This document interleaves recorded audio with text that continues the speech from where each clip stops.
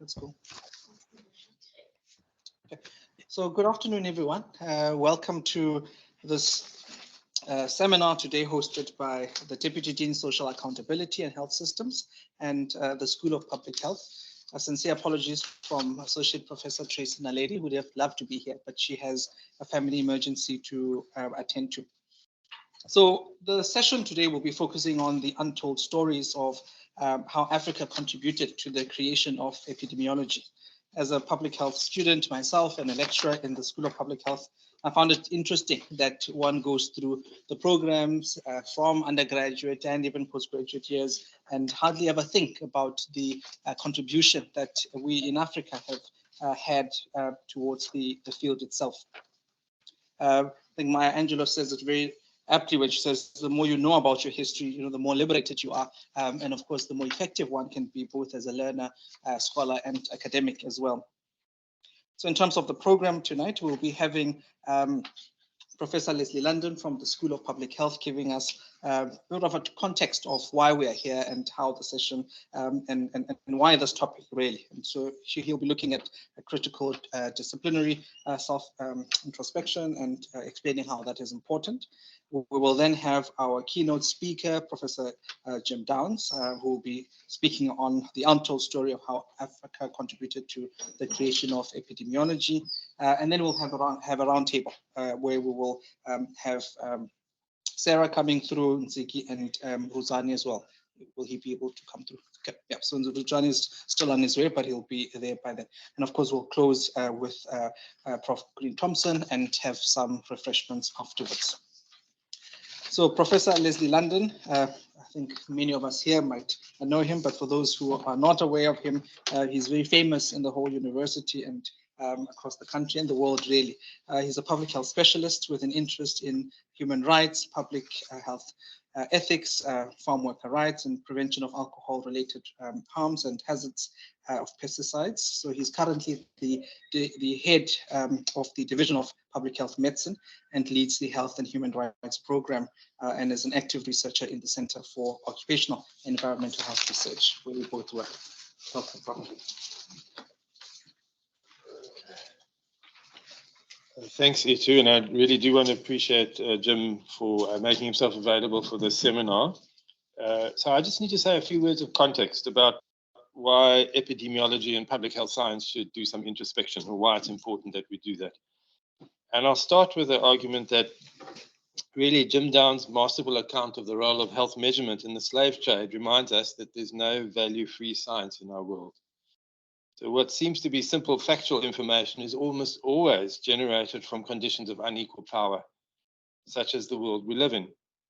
From the egregious example of Pernkopf's Atlas of Anatomy, which was generated from the dissection of cadavers from victims of Nazi extermination, to our knowledge about the clinical outcomes of syphilis, which we know emanated from unethical trials on African-American sharecroppers at Tuskegee, in even the discovery of antibiotics during the Second World War, which was aided by the deliberate inoculation of prisoners to test antibiotic efficiency.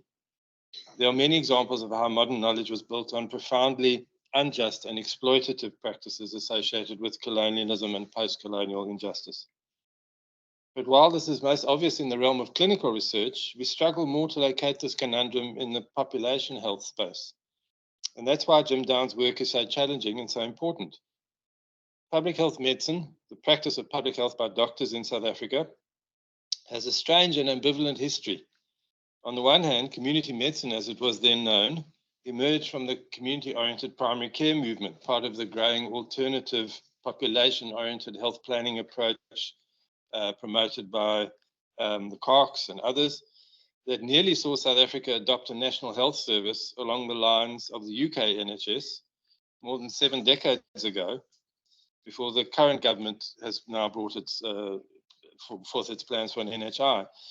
At that time, the ideas bandied around were partly revolutionary because they were preferencing the needs of the disenfranchised black majority, and non-professional health cadres were being imagined as a key to health systems based on prevention. But it was also quite conservative in the sense it didn't engage politics or economic inequalities in any real sense. So fast forward a few years and community medicine had become the agent of a repressive National Party government under apartheid, training the health officials who would run health services geared to the white minority and to containing the spread of disease in the black majority, literally containing it to the homelands or the townships to avoid spread. This tradition of public health control has periodically resurfaced, reminding us of the potentially autocratic roots of a discipline that is highly utilitarian. But at the same time, community medicine, or public health medicine as it is now known, spawned many individuals and organizations that were centrally active in social justice, in the anti-apartheid movement, writing policy for a post-apartheid health system based on primary health care, on health as a human right, prioritizing prevention. That contradiction remains with us as we continue to think about public health practice in the new South Africa. And that's why it's so important for us to reflect on our practice, our history, where we have come from, to know where we are going. If decolonization is to mean anything, it must open up the difficult discussions about power, about inequality, about the descriptors that both divide us and unite us: race, gender, sexual orientation, nationality, ableism, and many others. For that, we are very thankful that Jim Downs has thrown a challenge to us. Many of us who are comfortable with numbers and statistical concepts, to think beyond that statistical hypothesis, to recognize that creating new knowledge doesn't happen in a vacuum, but must build on what went before. And if what went before is nasty, ugly, and mean, we have to own that ugliness and recognize that only by transcending power can knowledge truly lead to positive social change.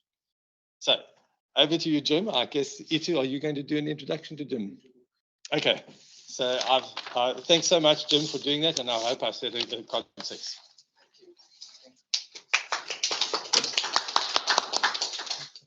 Thanks, Prof, for setting that scene for us. And I'll then just do a very brief introduction to Associate Professor Jim Downs. And he's the Gilmer Lehman National Endowment for Humanities Professor of Civil War Studies at Gettysburg College and Research Fellow at Harvard University in 2022. He's the author of Maladies of Empire, How Colonialism, Slavery, and War Transformed Medicine, which has been translated into a number of languages, including Chinese, French, Japanese, Korean, and Russian as well. His other books include Sick from Freedom, African American Sickness and Suffering During Civil War and Reconstruction, and Stand By Me, The Forgotten Story of Gay Liberation. He's published multiple essays. I can't name them all, but including the Washington Post, the New York Times, to name a few, and is the editor of Civil War History and partner at History Studio as well.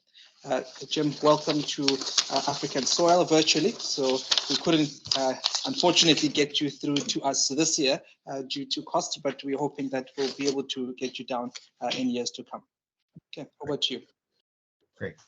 Well, thank you, first of all, so much for having me. And I am sorry for any technical difficulties that have delayed this program. I'm truly thrilled to be able to share my work with you. So we're going to begin with the first slide, which is, let's see, here we go. And I'm going to basically read off the cuff. I mean, I'm not going to read off a script for any parts of the presentation, except for this early part, just to provide you with a bit of a framework and introduction to my larger study on the field of epidemiology. So today I'm going to talk about how Africa contributed to the creation of epidemiology as a field, but the larger book, Maladies of Empire, looks at not just slavery in Africa, but it also looks at war and colonialism in parts of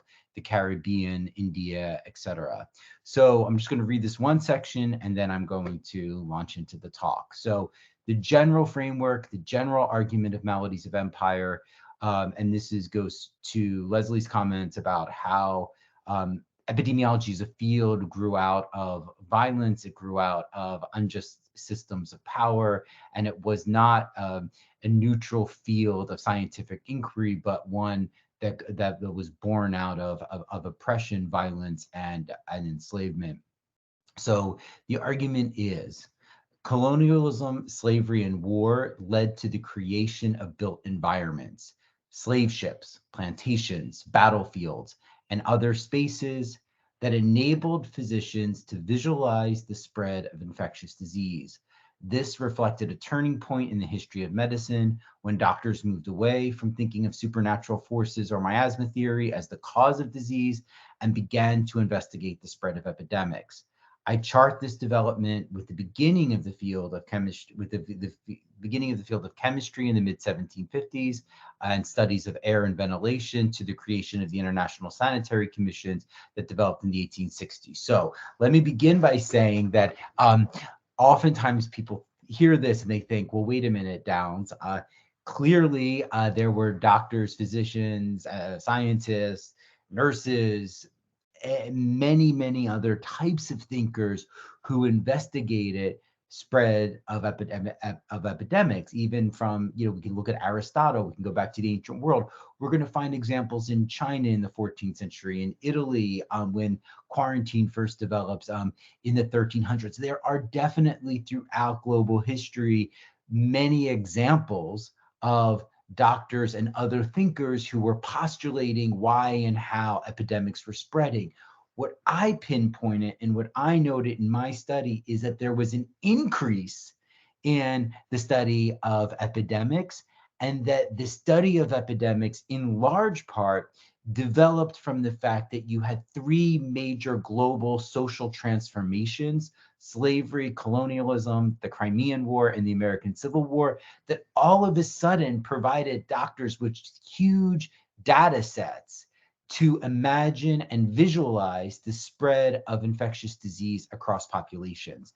So prior to the 1750s, with the advent of chemistry, which I'm happy to explain throughout the presentation today, but then even further in the Q&A, there were definitely populations of people who suffered from epidemic disease, but they were often crowded in hospitals or prisons. These were dispossessed populations that most people didn't care about.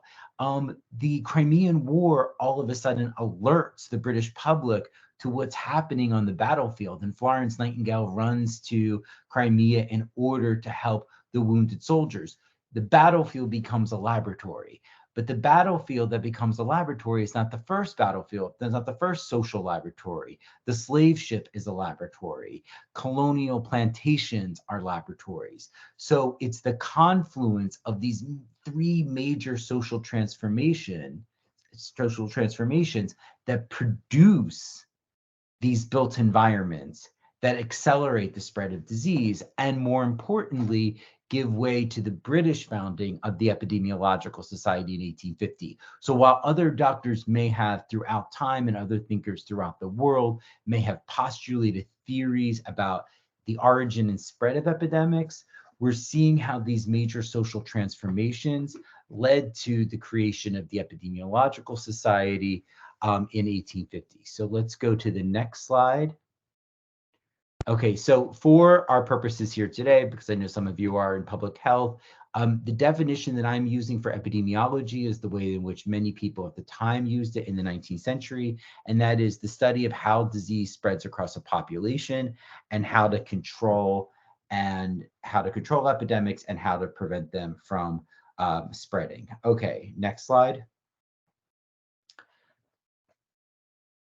See, okay, so for most of you in the room, if you're in public health, you know that the origin story of epidemiology can normally be traced to Jon Snow. And so Jon Snow, and just very briefly, Jon Snow is an anesthesiologist. He begins to worry about the spread of cholera in a poor neighborhood in London, and he starts to investigate the spread of this epidemic. So one of the first things we begin to sort of see is what it meant for a doctor to work as an investigator. So Snow at this particular time, before the advent of microbiology or germ theory, begins a massive investigation of trying to pinpoint the spread of cholera and starts knocking on people's doors. And when he arrives at each person's house, he finds out that in one home, 5 people might be infected. In the home adjacent to it, 1 person is affected. None of the other family members are. In the next house, no one is infected. In the next house, 3 people could be infected. In the next house, no one's infected. In the next house, everyone's infected. So this doesn't make sense because the prevailing theory at the time is contagion theory. And according to contagion theory, most doctors and even the public recognize that if someone was infected with an infectious disease, everyone would catch the infectious disease because it's contagious. And so what Snow can't understand is why are some people getting it and some people not only within the same household, but also within such close proximity. So through a very thorough version of investigation, he starts to sort of think about what other causes could in fact lead to the spread of cholera. And as an anesthesiologist, when he evaluates postmortem, when he does postmortem evaluations on the bodies of the people who died of cholera, he notices that there's no problems in their lungs. So at the time, people believed that putrid disease epidemics spread as a result of miasma. As in other words, the atmosphere was poisoned and people would breathe in the poisonous vapors, which were cholera. They would breathe this poisonous vapor in and they would become sick. Well, Snow said, well, if that's actually the case, when I open the body and I perform a post-mortem evaluation, why are the lungs not compromised? But what was compromised, what he did see was damage, was the GI tract.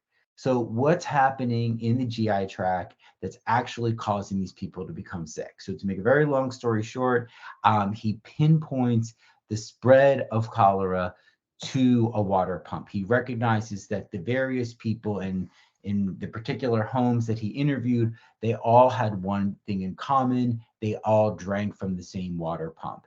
And so through a process of investigation, of talking to ordinary people, of collecting data, he pinpoints the origin of cholera is in some way connected to the water. Now, this is before the advent of microbiology, so he can't yet see cholera bacillus in the water, but he's detected and he's that it's in the water, and that he's theorizing this particular sort of argument that cholera spreads as a result of unsanitary water.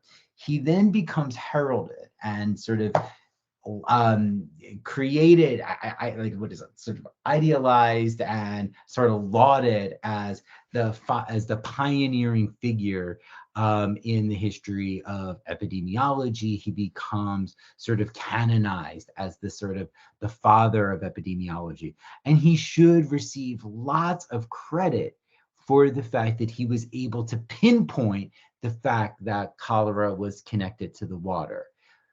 But this effort to lionize Snow as the sole pioneer in understanding the spread of cholera and engaging in a set of investigative practices that led him to this conclusion overlooks the fact that that Snow was part of a larger organization of doctors who were part of what was called the Epidemiological Society. Okay, next slide. So here's the missing link that some historians of medicine know of this, some historians of public health know this, but ultimately the sort of efforts to valorize Snow have overlooked the context in which he developed his investigative methods. Snow was part of an organization called the London Epidemiological Society, which essentially resulted from the fact that the British Crown deployed doctors throughout the empire in order to first provide health and medical care to their crews. But then, as their crews entered into environments in the Caribbean, in Africa, in India, they confronted epidemic outbreaks. So the doctors had to switch their focus from providing care and comfort to the afflicted to then investigating how the spread of epidemics actually developed. And so in the process of using, is everything okay? Yes. Can you hear me? Yes? Hello? I'm just going. I can hear okay, thanks. Okay, thank you. All right, sorry. Continue. I'm sorry, I heard some talking and I just wanted to make sure everything is okay. Okay. Okay, so basically, just return to that one slide. Terrific. So basically what happens is these doctors are deployed throughout the British Empire. They're confronting epidemic disease. Their medical training, their clinical experience has not yet provided them with the opportunities, the knowledge, the ability to stop the spread of disease. So they begin to use the military protocol to write down their observations. So every British ship is, they're given lots of paperwork, lots of forms that they have to fill out. They have things called the surgeon's remarks, and they have correspondence with other doctors throughout the empire. And what they begin to do is to report on the spread of epidemics, but they also begin to use the section called surgeon's remarks to use their observations and their ideas to theorize about how to control and stop the spread of epidemics. They begin the process of investigating the spread of epidemics long before Jon Snow ventures into a poor section in London.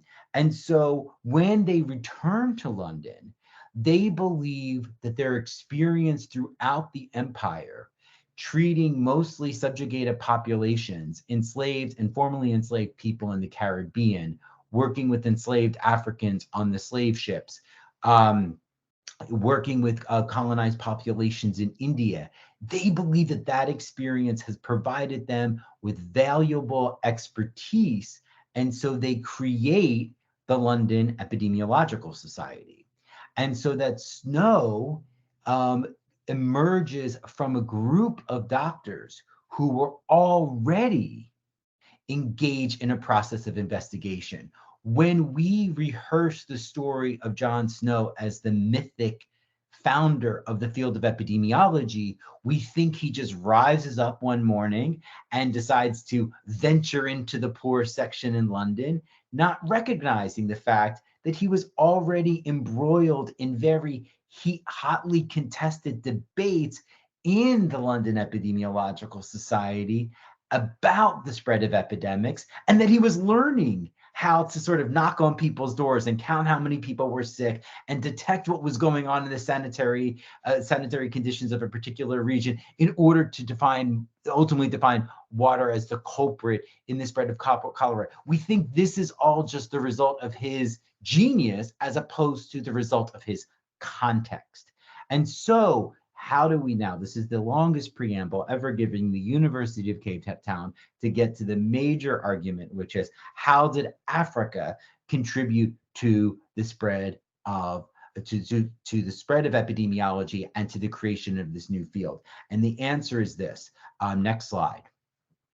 One of the key prefaces that most people fail to recognize in understanding Jon Snow's rise to legendary fame as the father of epidemiology is that his studies all take place in the late 1840s and in the early 1850s, so that by 1854, waterborne theory becomes his major claim to fame and his sort of designation of the father as the father of epidemiology.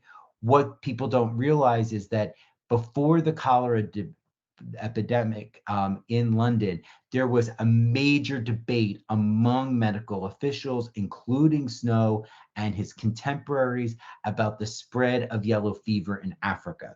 This debate about whether or not a ship that had arrived from Africa to London was the cause of potentially yellow fever spreading throughout London, sparks a major conversation in the press, in medical journals and among medical professionals about how epidemics spread. And so in order to sort of know, it's important to sort of know this story, because this was sort of foundational to doctors creating epidemiological methods that eventually provided Snow with the tools to trace cholera to the water pump. And so the story of how epidemiology originated actually begins on the west coast of Africa, in Cape Verde. And so what happens is in 1846, it's a little bit of a story. In 1846, a British vessel by the name of the Eclair is deployed to the west coast of Africa, to Sierra Leone, to police the region for any signs of the illegal trafficking of enslaved Africans. By this point in history, the British Empire has abolished slavery and has abolished the transatlantic slave trade. However, there were rumors and some historians have found evidence that the slave trade continued on the west coast of Africa. As a result, the British government decides to deploy a vessel by the name of the Eclair to Sierra Leone to police it for any activity. They promise all of the men who sign up with a handsome reward if they were to find any criminal activity. They go to Sierra Leone. They find no evidence of the illegal trafficking of enslaved Africans. And the crew is really disappointed, because they were hoping to not only capture the bad guys, but they were also hoping to make a little bit of money. So the ship set sail to return back to London. On its way back to London, it stops at Cape Verde. Cape Verde at this point is under control by the Portuguese. And when the ship arrives to the island, to the islands, this is sort of common practice. Washerwomen go onto the ship, they take the soiled linens, they launder them. The men go onto the island, they basically have lots of parties and engage in lots of entertainment. They drink a lot, they get completely inebriated. Some of the men are still missing. Not all of the men. When the party's done, when the clothes are cleaned and everybody has to get back onto the ship, a couple of the guys don't show up. We don't know whatever happened to them. As the ship sails from Cape Verde to London, yellow fever, what we understand to be yellow fever, sort of breaks out. At that particular time, they don't yet know it's yellow fever, but they call it fever, and the men become sick. As it arrives in the harbor in London, it sparks a major quarantine debate. Now, when I was beginning this research in 2014, my editor and my advisors, my mentors, my colleagues were like, no one's going to understand what quarantine is. You got to really spell that out. Well, thanks to COVID, you all know what this means, and you all know the politics around quarantine. So I could just abbreviate it to basically say it sparked a huge debate among merchants, among the public and the government, because some people said, listen, if this ship is in fact infected with cholera, we can't let it come into our shores because it will infect the other population. Other people said, that's cruel and barbaric. We can't quarantine these men on the ship. They don't have food. If they are sick, they need medical treatment. If they're not sick, they're going to be made sick. And the merchants jumped in. And this was also like something that happened a lot during the outbreak of COVID. We saw in public health, it wasn't just the health of the population. People worried about the health of the economy. And so that debate actually emerges in the 1840s. Some merchants said, we absolutely need to quarantine this ship, because if we don't, and our trading partners in Spain and France find out, they'll never want to trade with us.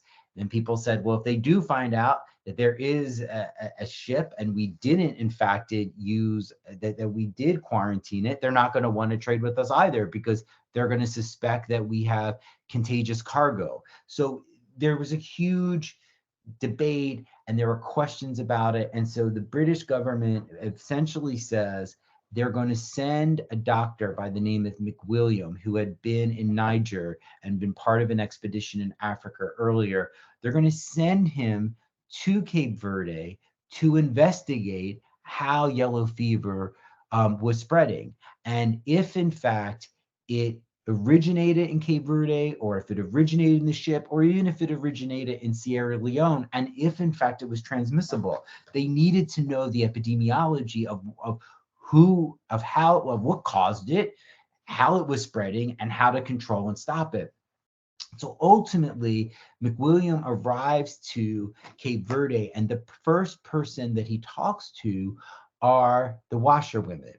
The washerwomen were allowed onto the ship. They were laundering the soiled linens, and it was fascinating because they had no idea that McWilliam, months after the ship left Cape Verde, was going to return. They had no idea that a British official was going to return and ask them questions. And here these washerwomen had all of the information. They were able to say, they were, as I say in the slide and in my book, Melodies of Empire, they were the original contact tracers. They knew who on the ship got it. They knew what families were infected. They knew how it spread from one hut to the next. They knew how it spread from one area of the island to another area of the island. They were able to develop what we would understand to be an epidemiological map that traced the spread of the fever throughout the Cape Verde Islands. More importantly, they timed the incubation period. They recognized the amount of time it took from one person to get it into another person to be infected. And so they also knew the symptoms. They noticed the signature hallmark symptom of yellow fever is black vomit. They had seen that. They had also recorded other symptoms in terms of fatigue and dehydration, etc. And so ultimately, what McWilliam does is he engages in this incredibly intensive, elaborate process of interviewing enslaved and colonized people throughout Cape Verde and asking them verbatim questions about the incubation period, about the symptoms, and about how the fever spread. He believed that the ordinary observations of everyday people provided the necessary scientific data to trace both the origin of yellow fever, but also how to prevent and control it. Okay, next slide. Okay, a little bit of a sort of quick footnote on this story. So I flew from New York to London to the Wellcome Center for the History of Medicine, to the archives. And if any of you have done archival research, you know what this sort of process is like. But in short, it's simply that I took a plane. I arrived in New York from New York. I was exhausted, but I went straight to the library, to the rare book room, where they give you a big, thick book that is essentially the inventory of all of the materials that they have within their collections. And then you fill out a slip and say, oh, I would like to look at this collection or that collection.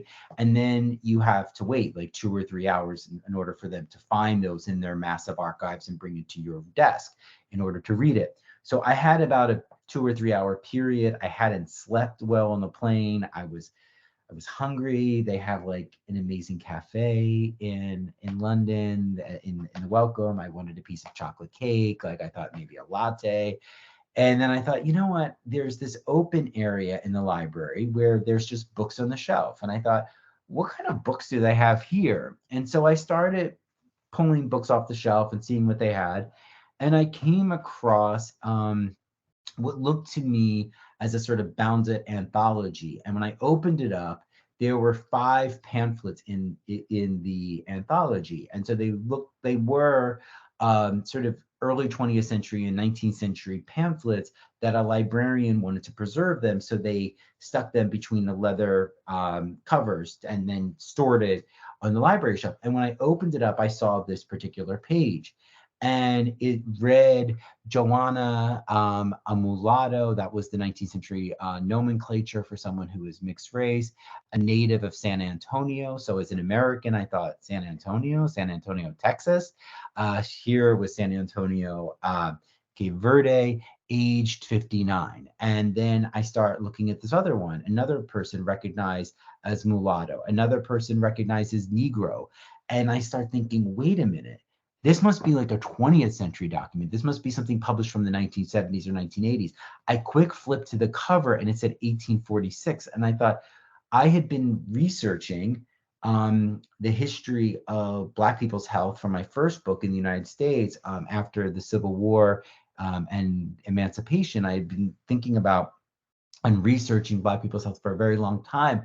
And you never find this kind of data where formerly enslaved people or colonized people or Black people in general, or people of color in general, are given this kind of textual space and evidence. Normally, you'll see in a medical journal, like it'll say like a Negro was infected with the fever. We don't know the person's name. We don't have anything else about them. We don't know their age. They'll just have very sort of fragmentary evidence about these people, so that the subjects of Black people within the American archives often appear as fragments, ellipses, as shadows in the archive. They're not necessarily like named with their age and their location, and they're certainly not given the opportunity to answer questions about an epidemic, and that their knowledge is considered so valuable that it is actually transcribed verbatim.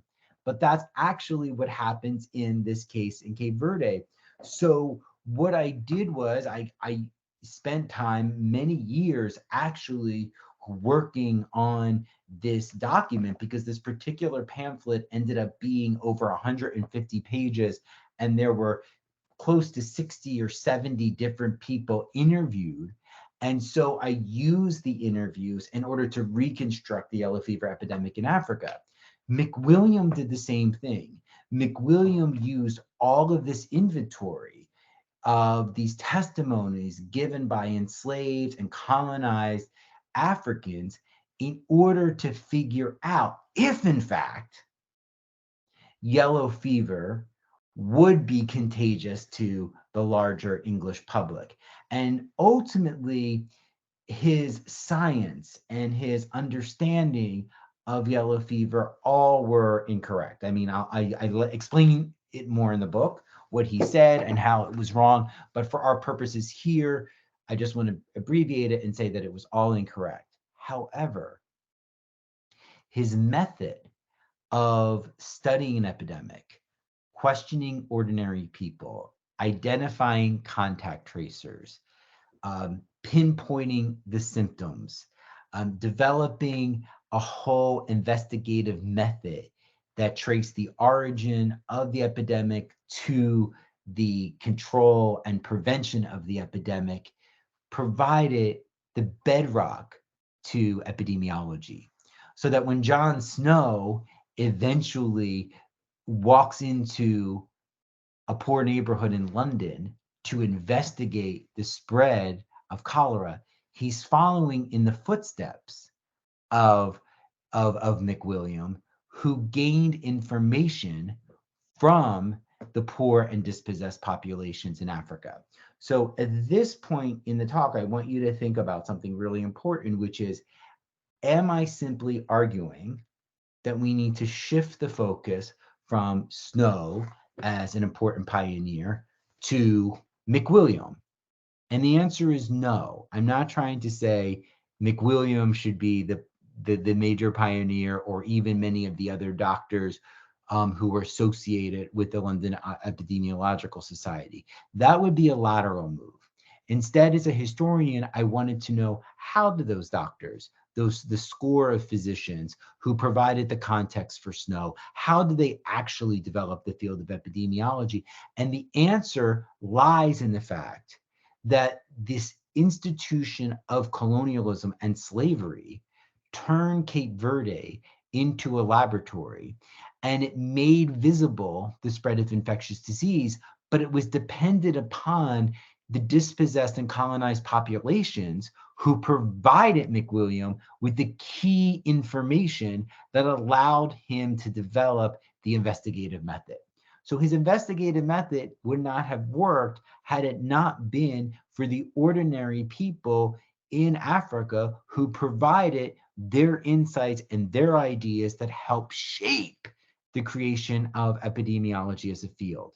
Now, I'm going to footnote just because this is an important scholarly audience, and I'm going to explain a little bit more of my method here because I think it's absolutely key in uncovering how and why we need to look at the midwives, I'm sorry, not the midwives, the washerwomen's testimony as central to the creation of epidemiology.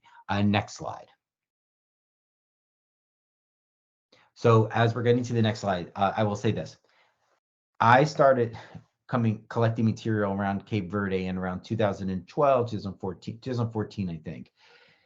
But when you're working on a book, you might have that was going to be one chapter. I had to work on other chapters. So I knew I had the Cape Verde stuff, but then I had to move on to other chapters of the book. By 2017 or 2018, a leading historian of medicine, I won't mention any names, Mark Harrison at Oxford, also comes across this incident in Cape Verde.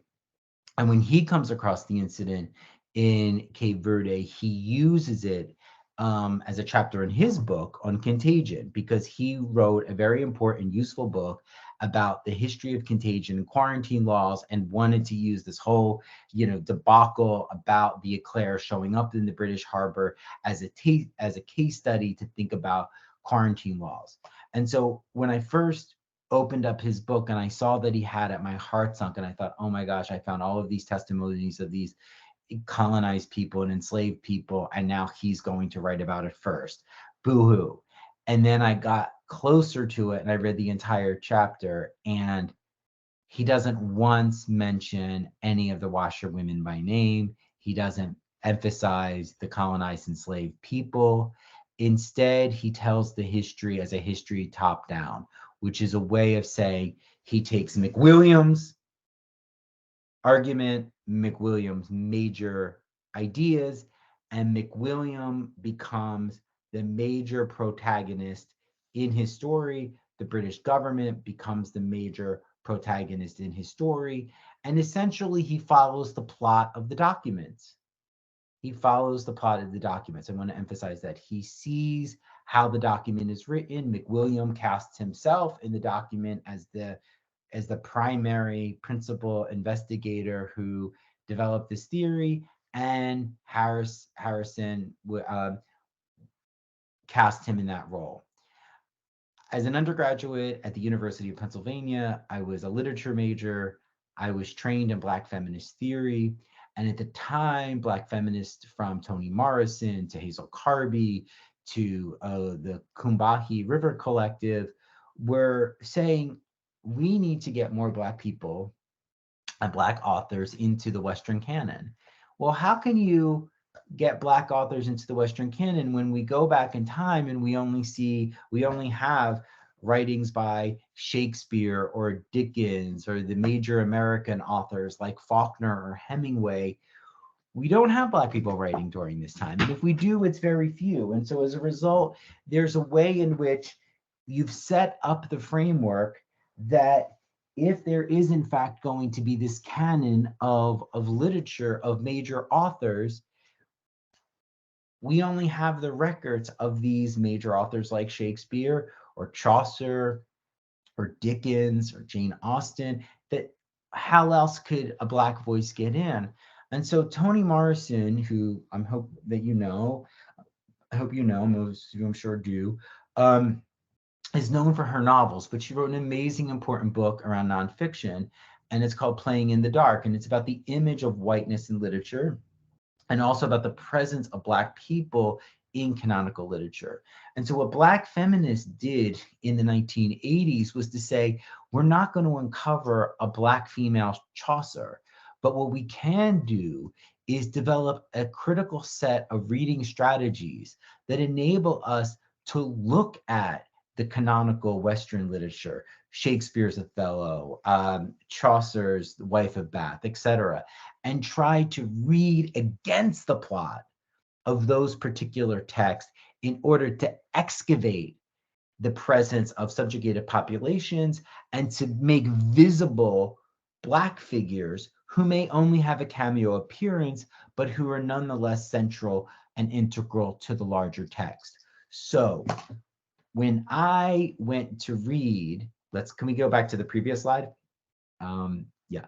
When I went to read this document, I didn't read it according to the logic of how McWilliam, as the doctor, cast it. Instead, I flipped the script in the way that Black feminists had flipped the script, a major canonical text, and I examined how to read against the grain and take what would otherwise just be a small paragraph about one of these women and say, I'm going to take this cameo appearance of Johanna Texerio, who's mentioned as a mulatto, and instead of her just appearing on page 35 of this treatise as an incidental character, I'm going to flip it and turn her into the protagonist.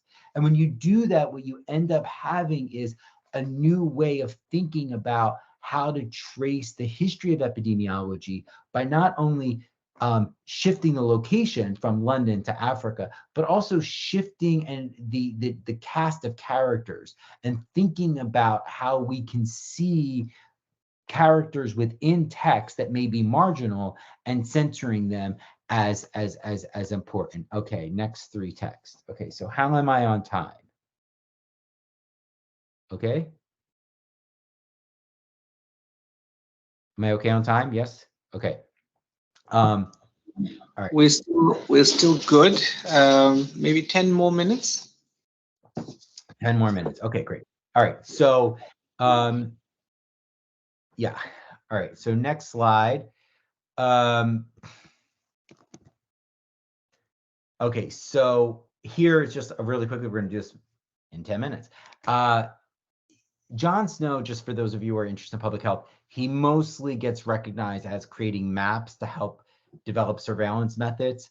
This is really important. Think about how colonialism creates maps, and think about how those maps to understand Africa, to understand the Caribbean, to understand India, were then used as tools in the creation of epidemiological maps. My research is showing that the epidemiological map that is considered to be central to how public health officials trace the spread of disease has its origin in the colonial map. And so here on the left part of the screen, what you sort of begin seeing is the fact that Jon Snow is using a map that actually had its origins in the Cape Verde case, because here, based on the washerwomen's testimonies, McWilliam is creating a map of the fortress where some of the soldiers were in order to better understand the transmission of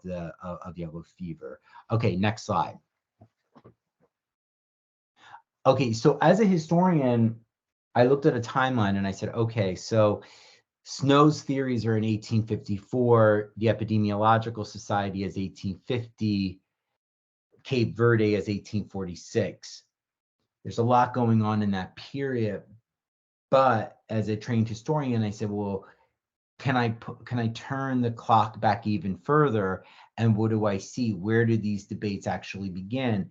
And so 1750 becomes a clear marker in the book, and it's where the book starts and where I think epidemiology really begins, because the scale and scope of the scientific data magnifies. And so what it becomes really important in studying infectious disease and studying populations are people being crowded together. So this is often, the problem with, think about with COVID, people would say, 6 feet, stand 6 feet apart, avoid crowded environments.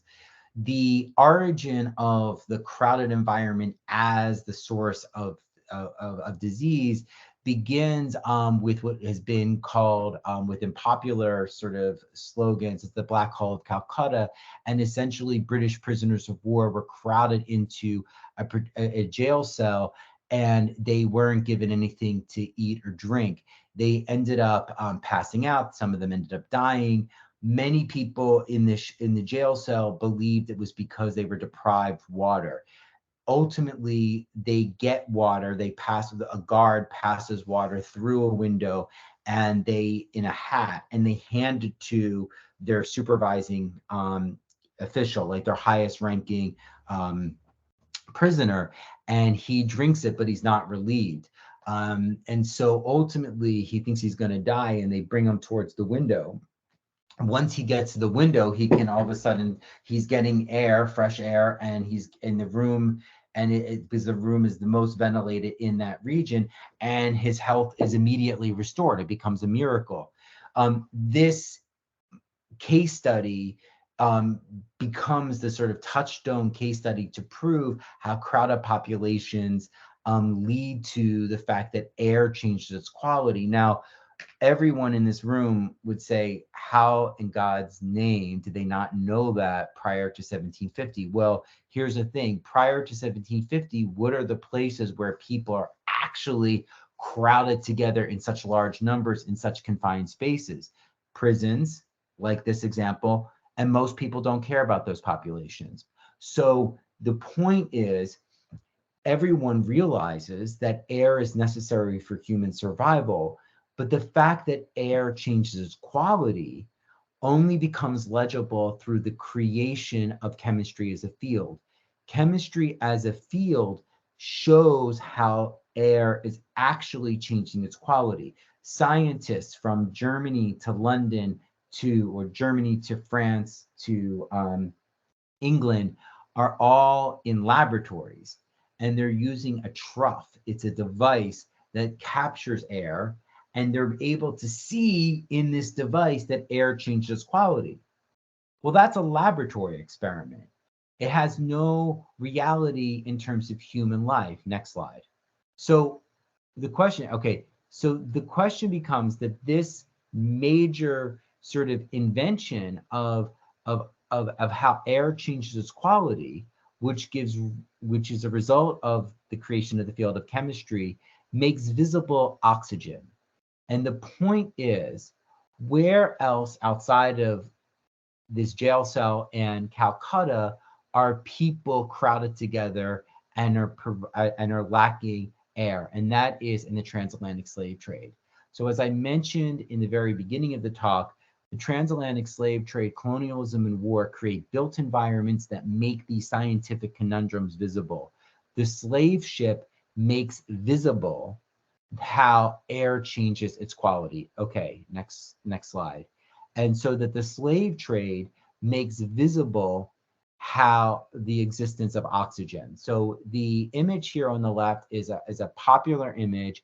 It's produced by the British as evidence for the abolition of slavery. The depiction shows enslaved Africans crowded together in brutal conditions. Abolitionists take this image to Parliament in order to abolish the transatlantic slave trade, and they're successful.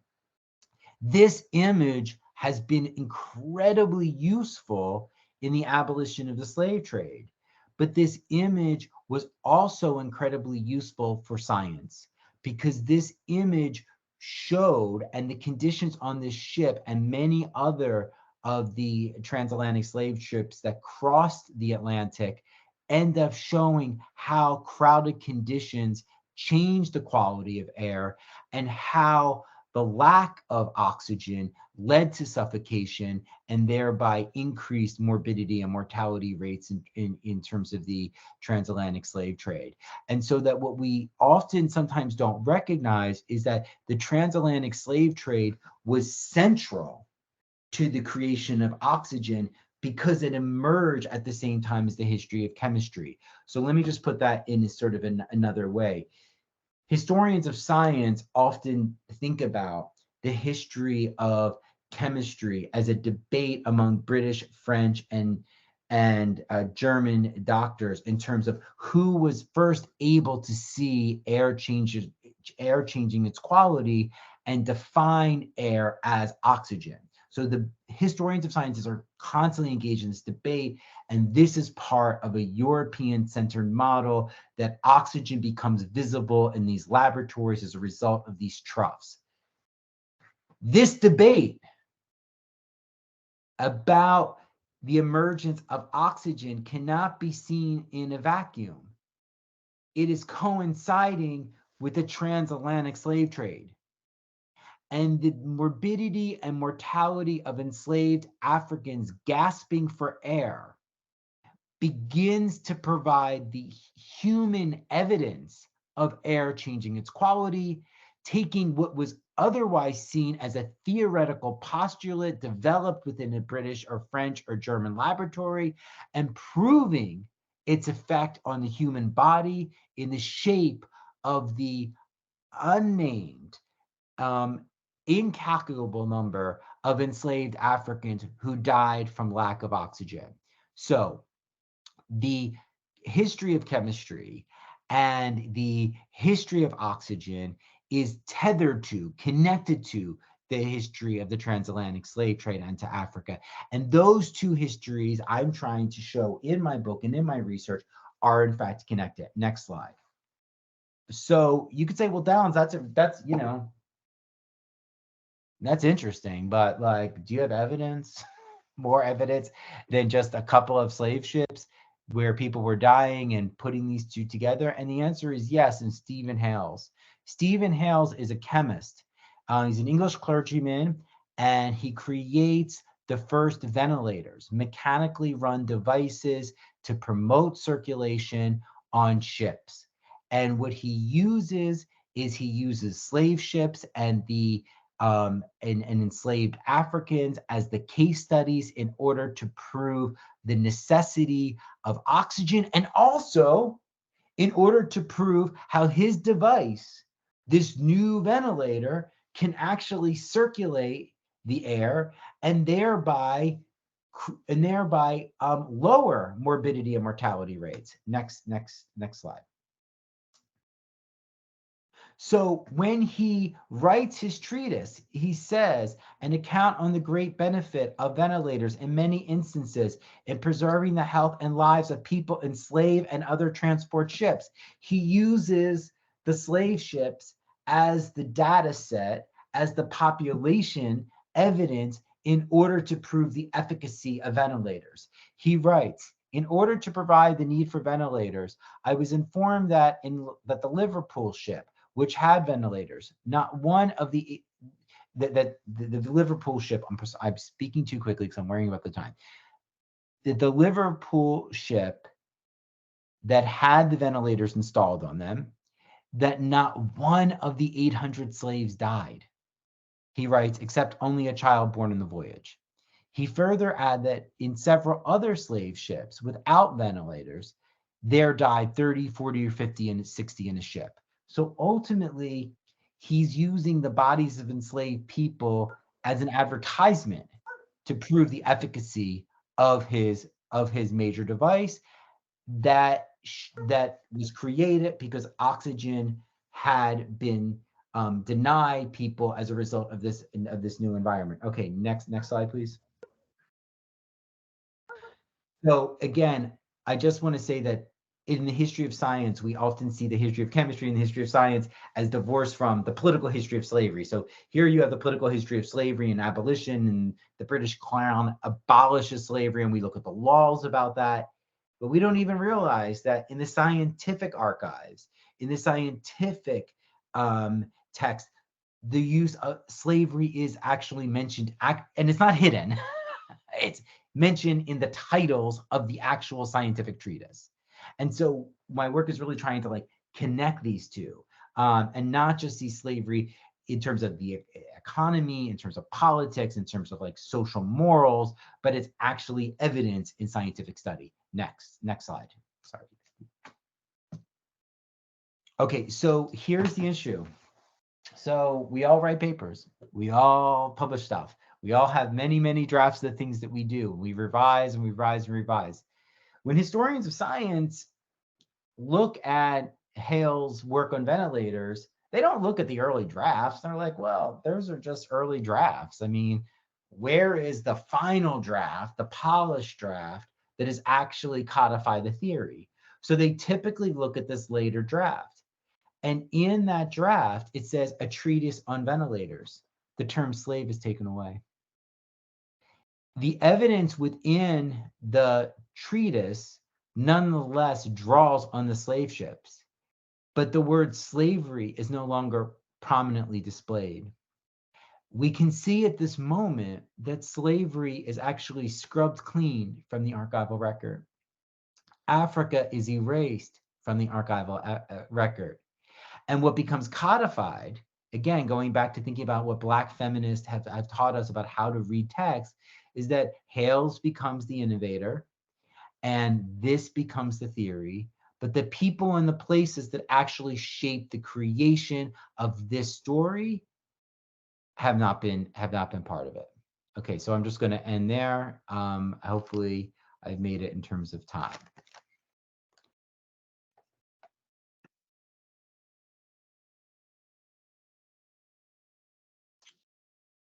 I'm not sure if you heard that round of applause. Maybe we should do it again because it doesn't. Thank you so much, Jim. I see Tina and Tina, is that a hand? Maybe it was just a mistake. Okay, so I think what we should do now, we'll move on to the panel discussion, and if there are other questions, just please keep these. But just to say thank you, Jim, for that. I think your last sentence, I think for me, was a poignant one. People and places, and how they've shaped epidemiology and what we know today. And when I look in our own context today, looking at how many of our research, both from the global south or north, it really relies on the very many unsung voices of disadvantaged and impoverished patients or participants, how issues around the spatial planning within our own context still influences some of the health impacts that we face in the country. But I think many of the panelists will speak about their own impressions, firstly, of the talk, and use their own research and some of their own experiences within a clinical or other context to reflect on these.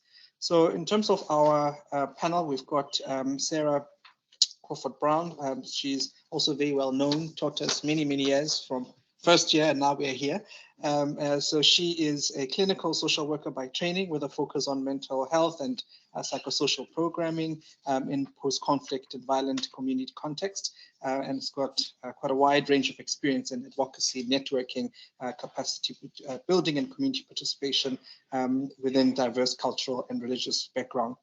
We'll also be having Ziki, so she's a senior lecturer and a convener of the Becoming Health Professional course, and she obtained her PhD. Actually, I had to mention that she obtained it on the 18th of July last year, so it's almost an anniversary now. On Monday. So almost, if we had this yesterday, there would be even more. And then finally, we'll have Professor Rizani. He's Associate Professor in the Department of Pediatrics and Child Health at the Faculty of Health Sciences, and he runs the Pediatric and Adolescent HIV Clinical Services at Grootes Schuur Hospital. So I think let's try and see if we can be heard from there. I'm hoping that everybody in the audience, if you are struggling to hear us, just let us know, because we're going to be moving the panel at the center of the hall. So there are going to be slides, but I think maybe before we literally have 10 minutes each, if we could just begin by your initial remarks. And I mean, I think many of us will probably have lots of things to add, but your initial remarks on the talk, and again, maybe its relevance to where we are now, particularly in a post-COVID era, and your initial thoughts, and then we'll move on to the presentations. So.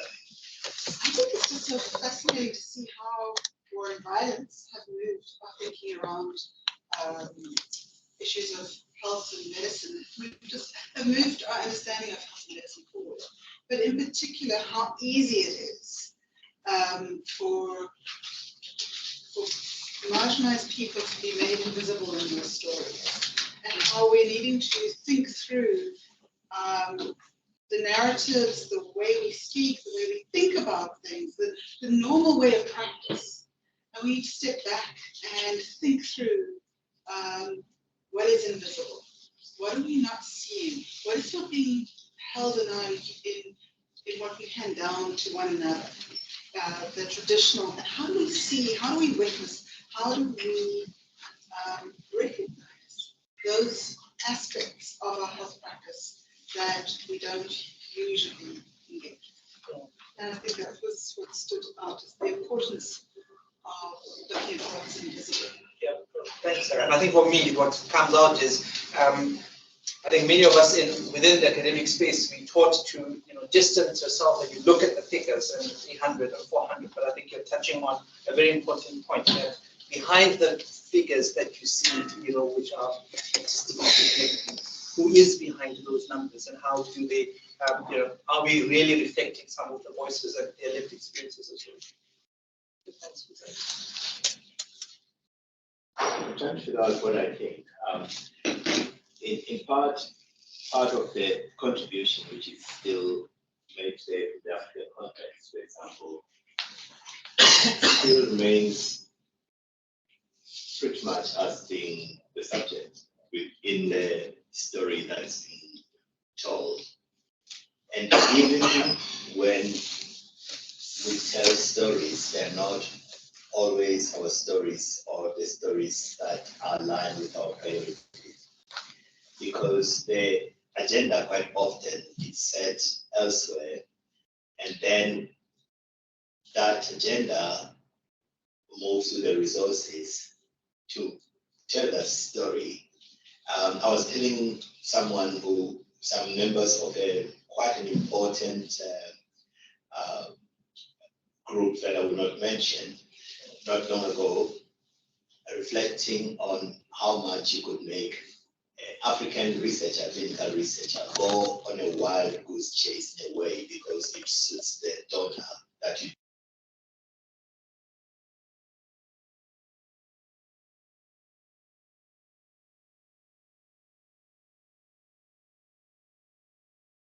I can't hear.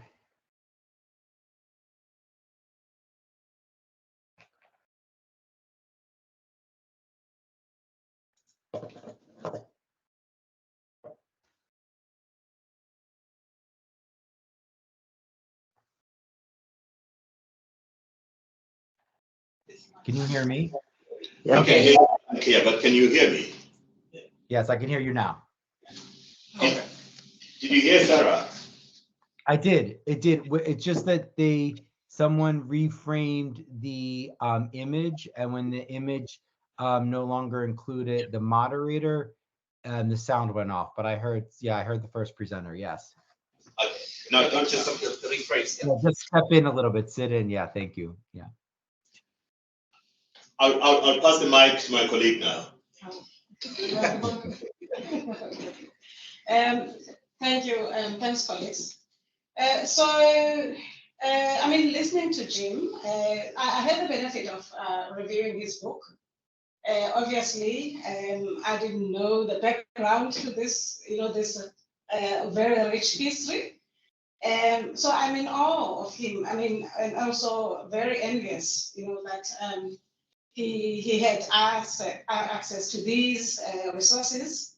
But I'm also grateful because in a way, he is affirming what we do. So I'm picking up on what Rosanna was speaking to around storytelling. We come from environments where we grow up being told stories about us, about who we are, and also who we should be, perhaps. And we never considered that to be a research methodology. It was a story because it has no relevance to an academic context. And even when we have occupied spaces, so I have been in academia for 25 years, and it was only when I was doing my own research, looking at myself and my experiences and where I come from, that I began to understand that actually how I was raised had some academic credence to that. And it's something that we don't often speak of. We assume that students who come into our environments, they come with nothing. They know nothing, and also that they don't understand themselves. And so I think there's an affirmation, but I also like the reference to the origins of disease. So for instance, we're looking at TB. TB has become our disease, and yet TB did not originate in South Africa or in Africa. And not many people know that. So it would be the same with COVID. People would look back and the history may be misconstrued and misrepresented in a few years, unless we follow through and make sure that the stories are told as they should be. I think I liked the reference to women as data collectors, because again, women are often undermined. Their role, is to cook and clean.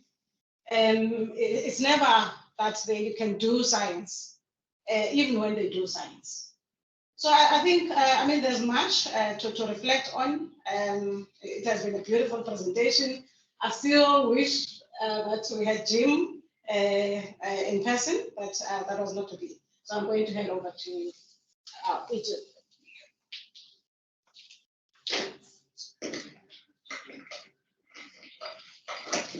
No, thanks, Rosanne, and thank Siki for that. I think as you're speaking, one thought that came to mind is, one, in terms of reference to skewed resources, and when you do have skewed resources and your narrative does not follow the norm, it becomes challenging. I think with the discovery of certain COVID-19 strains, it's impossible, it cannot be found in African setting.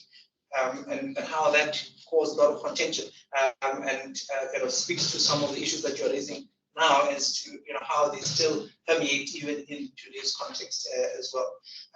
So I don't see any comments in the chat for now. So I thought maybe let's give you both 5 minutes, or 2 to 3 to 5 minutes, just to present what you have on your slides, and then we can continue the discussion afterwards.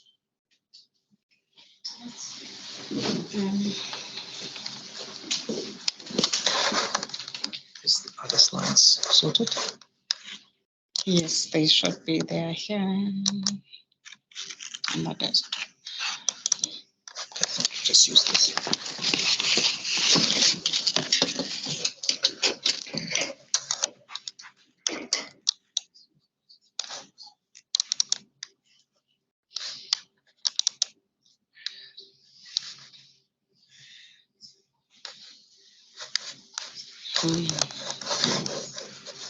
Not sure why slides are not. Oh, there we go. Okay, all right.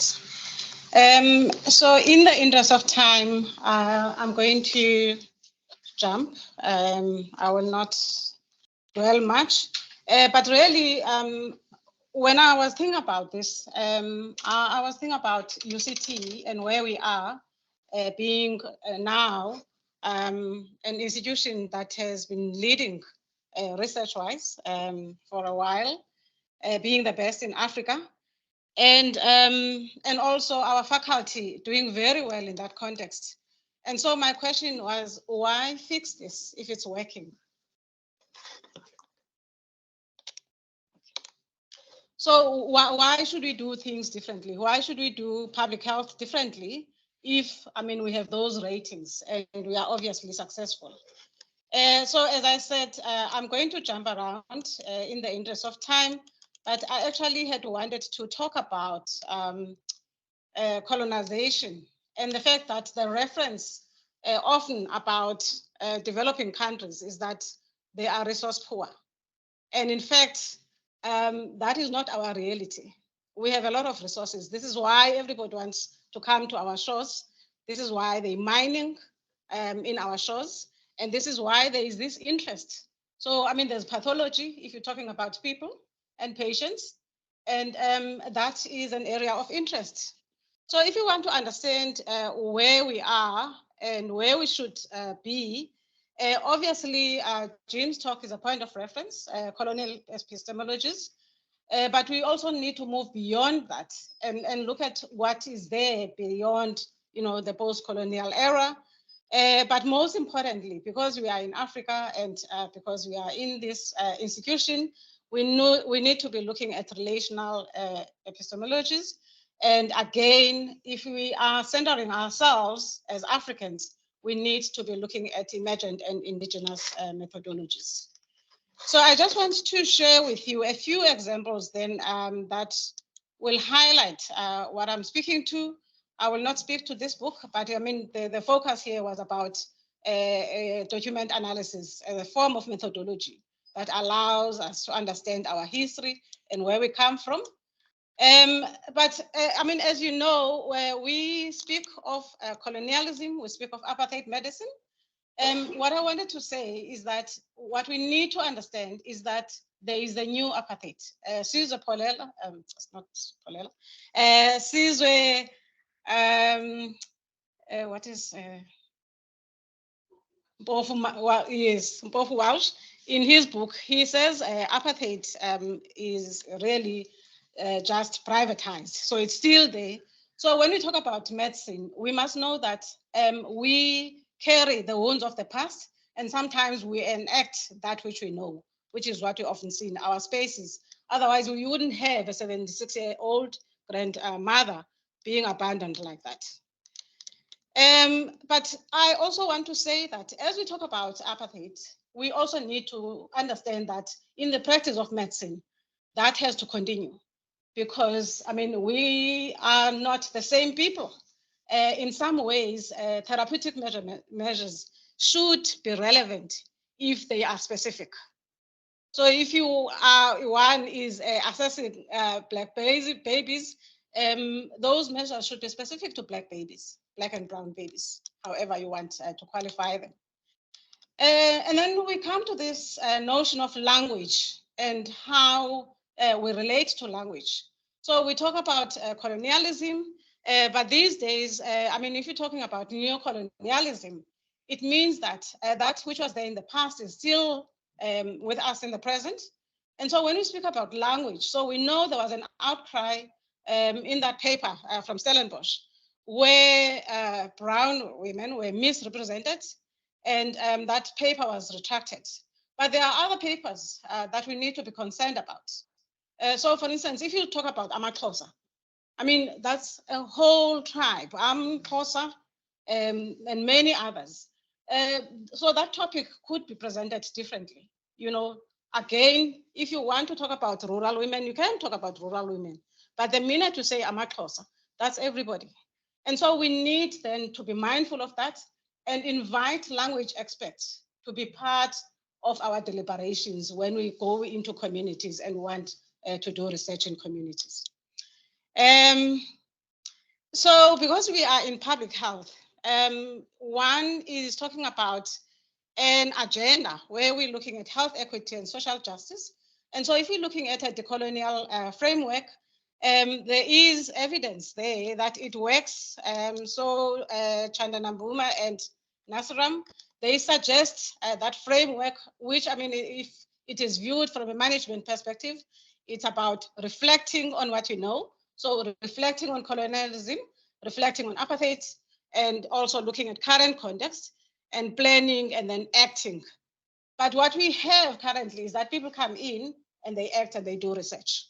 There is no reflection, there is no engagement. And also we have not managed to close the distance between the colonized and the colonizer. That is ongoing. So those are some of the deliberations that we need to engage on. And as researchers in this space, in this university that is successful, we need to do things differently. Just lastly, I want to talk about my research. So, I mean, it was unfortunate that most people often heard about it when they saw that newspaper article. It was not supposed to be. So we need to find ways to report our findings. But what is said is that in 2011, there was a paper and research that looked at medical students' experiences of professional lapses and patient rights abuses. This was here at UCT. 11 years later, I am reporting on the same. So it's very unfortunate then that there is this ongoing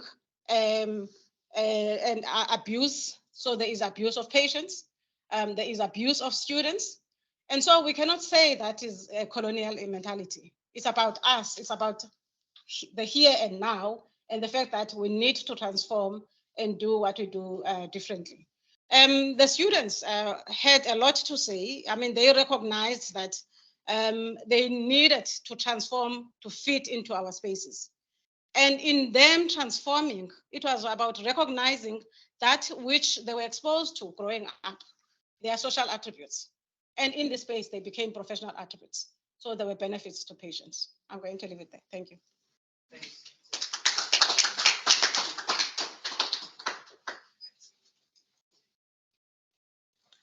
Well, thank you for the space and for this really important discussion.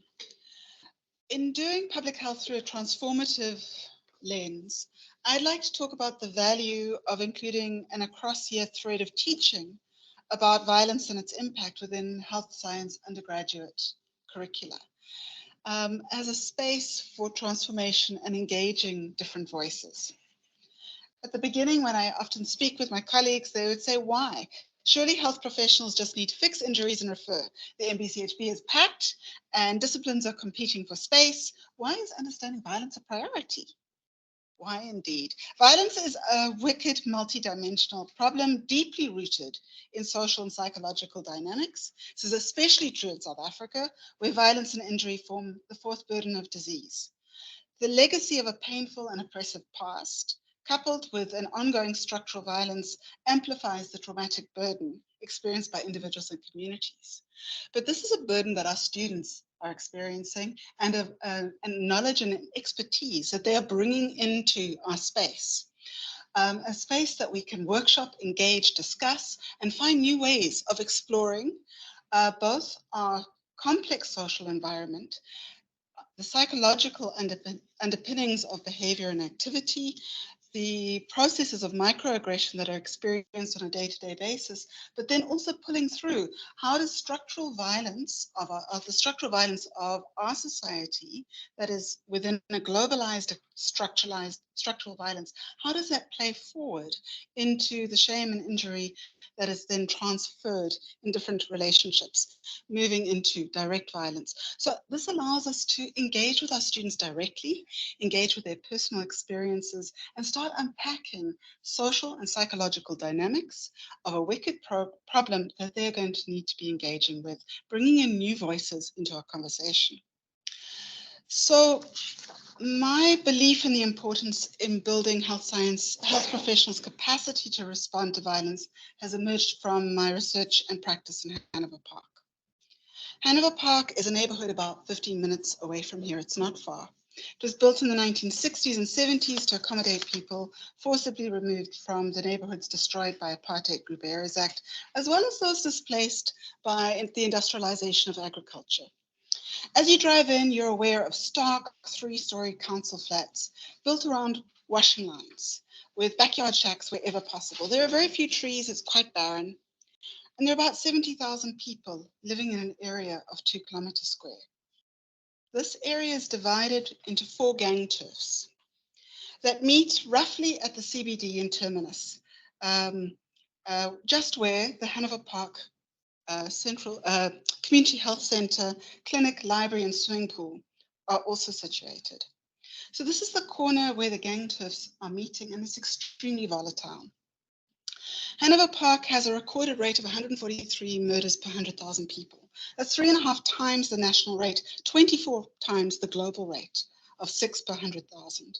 There are few places in the world that are experiencing such high levels of violence. The people living in Hanover Park are frequently injured in gang shooting, stabbing. Children are caught in crossfire on the way to school. They witness violence across multiple settings, in homes, schools, and public spaces and transport systems. Violence is anticipated and continuous rather than the past traumatic event that we hear from other contexts. The primary healthcare centre itself and the staff are often caught in crossfire. When I was there last, a bullet came through the pharmacy. A week before, when it came through the facility manager's office window. Ambulances are often delayed because they wait for police escorts and people have to cross gang turfs to get to the CHC. So clearly they're going to delay care. The emergency centre is often dealing with victims, and it can be the site where gangsters come in to finish off enemies. So how do we make healthcare relevant and useful in such contexts? How do we begin to work with the health and the mental health consequences? Are there specific dynamics or health issues we need to consider? And how do we prepare our students for working in such settings? Indeed, if they have grown up in such settings, and also how from those who are not used to such environments. And many of you are thinking, why am I highlighting Hanover Park? Because I could be talking about so many areas in Cape Town, whether it's Nyanga, Delft, Manenberg, Harare, it's right across our city. So this is very much a health issue that we need to take up. And fortunately, our Department of Health and Wellness is beginning to engage this. So what do we know about violence? We know that violence is driven by social and psychological factors such as inequality, frustration, shame. And it is as infectious and contagious as TB and COVID because it transcends and moves across life domain settings and contexts, because it's experienced as humiliation in one space, and then it moves from pain and transforms into gang initiation, child abuse, and IPV, or intimate partner violence, and others. And there are many theories around these processes that John Galtung, Paul Farmer, Robert Nixon, but I need to move on because of time. We know that from Prof Shanaz Matthews' research that child abuse and witnessing parental violence are strong upstream factors in experiencing and perpetrating later intimate partner violence with consequent mental and physical outcomes. It's therefore crucial that our students are not only identifying and responding to intimate partner violence, but also recognizing that everybody in that home is potentially affected, particularly the children who are vulnerable in that situation. And if we look at Filetti's adverse childhood event studies, the ACEs studies, children with 4 or more adverse childhood events like child abuse, neglect, divorce, incarceration of a parent, they have a dramatically increased lifetime risk, not only of depression, anxiety, and psychiatric disorders, but also they have increased odd ratios for 3 times for COPD, 2.4 for stroke, 2.3 for cancer, 2.1 for heart disease, 1.5 for diabetes. So these associations have physiological, not just behavioral roots. So the direct and indirect consequences of the violence are landing up burdening our psychiatric and general hospitals. And our students are the ones that can help us to engage, discuss, and find and unpack the range of difficult issues we're needing to grapple with in these different contexts. So what's happening in the undergraduate teaching space, which is where I was asked to zero in, as I scope the international educational literature, there are 2 trends. Some programs focus on intimate partner violence. Others are looking at a trauma-informed approach. And at UCT, I've mapped our undergrad program, and we focus very much on intimate partner violence. We have 8 disciplines tackling this area. And I would argue that we need to partner our students to unpack these social and psychological problems so that we can start seeing this in a much wider space, so we can deal with some of the upstream factors that are holding and capturing our society and work through with the burden, our burden of disease, both to work through the implications from a health perspective, but also to work with the larger societal framework. I think I'll deal with that. I know you're probably afraid that if I'm trying to put some slides, I'm going to talk for a very long time and give like a sermon, which I am not going to do. I'm not very good with sermons. Where do we put this one? You can use either side. There we go. Yeah. I've got 4 slides, I think. How does it go? How does this thing go? Which way? It should be that way. Ha! And how do I just go through there? There you go. And it should be. Wait, which one is that? That one. This one. And I just need the modified. This one. You just need to share the slides. No, I mean on the Teams. On the Teams. Where am I sitting right now? It was sharing. No, it wasn't. No, Nziki's one is still there. Sorry about that. So I'm a clinician, I'm a pediatrician. And so when I kind of talk and think about this, I'm going to be talking and thinking from that point of view with these few slides. Some of you who read books other than science and whatever books, read other things. And you probably know this guy on the screen. He died, I think, last week on the 11th. And the reason I've got him is because I was thinking of something I never forgot since I read this in high school. The quote that is very often quoted of Milan Kundera that says that the struggle against power is actually a struggle against forgetting. And that's, for me, is very important. The struggle for men against power is a struggle against forgetting. And why am I thinking about this? Well, I told you I'm a clinician. And one of the areas that I've done a lot of the research work over the last decade is in the area of fetuses. And I've always gone back to this guy, that's Hippocrates of Kos. He came from the island of Kos, Kappa Omicron Sigma Kos, right? And I think it's his sixth books of Epidemic, section 7, where he actually talks about the cough of parenthus, which is basically where I come to talk about him as a clinician. And you all very well know that he's been heralded and spoken about as the father of medicine, right? But when you read that Hippocratic oath that some of you may have used, I don't think anybody used it. I think at UCT it was last used in 1955, the original one. The opening part talks about that I swear by Apollo the physician and Asclepius and Hygia. You can see those words there. I highlighted Asclepius because Asclepion actually comes from a tradition that we've carried to be where we are right now. We are actually in heirs of the tradition of Asclepius, which is the tradition of Hippocrates. All other in Western medicine died as the dominant forms of medicine, except the tradition of Hippocrates, of course. But what most of you don't know is who Asclepius is, that he swears by. Because the cult of Asclepius came from Africa. It's actually the tradition of Imhotep of Egypt, the Polymaths, who not only got regarded as the father of medicine, but rather the god of medicine, the deity of medicine because of that.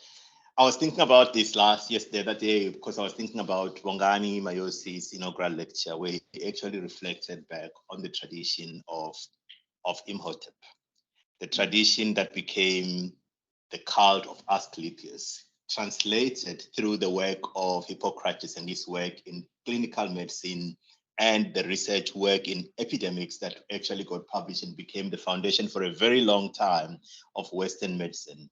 And us, in theory, we talk about we have signed the Hippocratic Oath because we pride ourselves as clinicians on the very same tradition of Hippocrates. But why am I talking about memory and forgetting in this context? It's because quite often, the whole notion of colonial and colonialism that Nziki was talking about is basically premised on forgetting the self and framing everything with reference to the other. Virtually all of us who were colonized forget who we are in the core of who we are, what we value, what is important, including what we do going forward is framed in the idea of the other than of ourselves. And just going back to looking at and so for me, it was quite important when Jim was talking about this, because even today in the framing of the clinical space, which in many ways, again, framed by clinical research. I mean, I work in the space of vaccines and vaccinology, and one of the most difficult things is making decisions about what you should do in your context, because you don't even have local data to actually inform that decision. But there would have been a lot of research work done everywhere, but those outputs would have been framed in the lens of the other. So when someone funds your study from the US or from the UK, they don't fund it in particular because it makes a big difference for children in Kailicha. because the great science that will emerge from there can work very well in New York and London or wherever it is. The us, I still forgotten, even in our own work and narratives. And so for me, that becomes an important issue as what we're speaking about, because we talk like we are talking historical context of slavery. When we talk about the context, we actually forget even the spaces in which we stand and sit, and forget where we are with respect to where we're going. And that, for me, is a great challenge for us. And I've spoken in a number of areas about memory, remembering, because memory and remembering is important. And you need not only remember, but you need to learn to remember right. Number of you may have not even known about Imhotep, because we know about Hippocrates. But if you go back and you remember right, you don't think about just the ships of slavery. You talk about terms that were better and good, that were foundational to even the medicine that we practice today. If we don't remember right, we can't remember where we are today. We can't remember who we are. And our framing of the continent and of our priorities in clinical are still framed and premised on the idea of the other than of the self. So for me, that's an important thing that needs to come back again to the clinical space. I'll stop. That's all the slides I have. Thanks so much, Rosanna. I think you probably got a comment or question at the back. It's more of a comment. So I was at a Keystone conference way before the pandemic. I don't remember how many years it was, but I was talking about that we're doing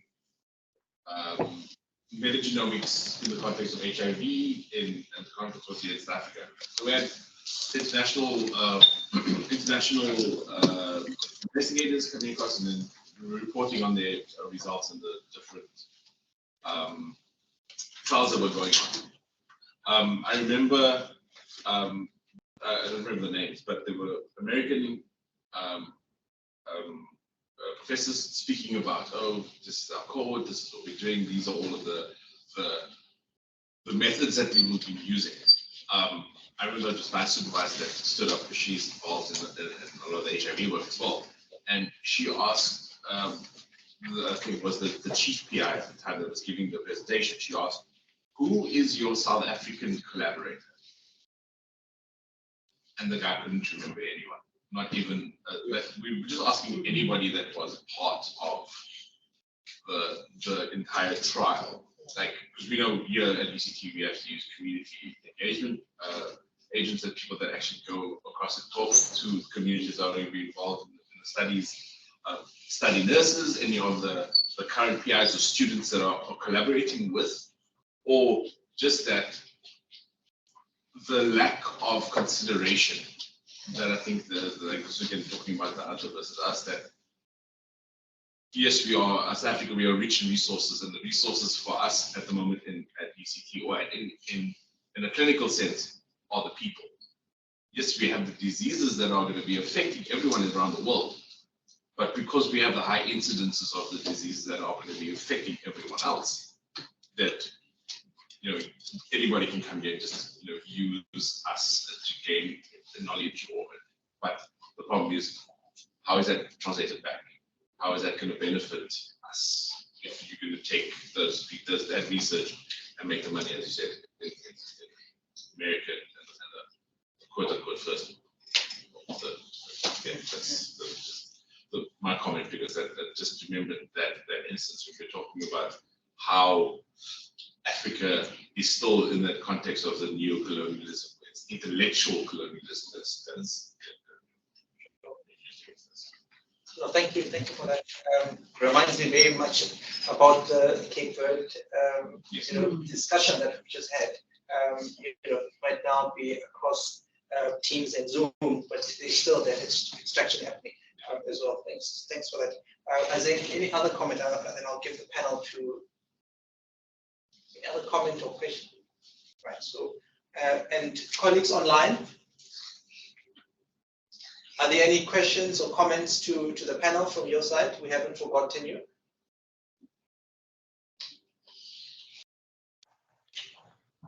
Right. Seems like everybody's still perhaps thinking on that, but let me give you a chance to respond to the comment, and then we'll hand over to Jim. Well, I think I've been focusing a lot on violence, and my work is very, my practice as a trauma therapist I was always given the evidence, asked to use an evidence-based approach for post-traumatic stress disorder. And I'm not sure that a post-traumatic stress disorder evidence base is that useful in many of our contexts, because you're often needing to do debriefing on a past event, which will then stimulate and trigger concerns about the future. So I think for me that is an example of how we need to think more widely about and ground our work for our own context, as Rodani was saying, and build on our shared knowledge to talk through some very wicked problems. And when we're talking about wicked, we've got challenges that are going to need a transdisciplinary approach, where we're going to need to have conversations from different angles, and where not one discipline is seeing the value of history and being able to reflect on the history, but we're going to really need to engage more effectively in a transdisciplinary space where we can engage with wicked problems from different perspectives. We need to draw in our collective experiences as expertise, including our students, because I'm working with undergraduate students, so I'm concerned about how do I hold that knowledge and engaged experience in our microaggression. How do we unpack and witness and make sense of that?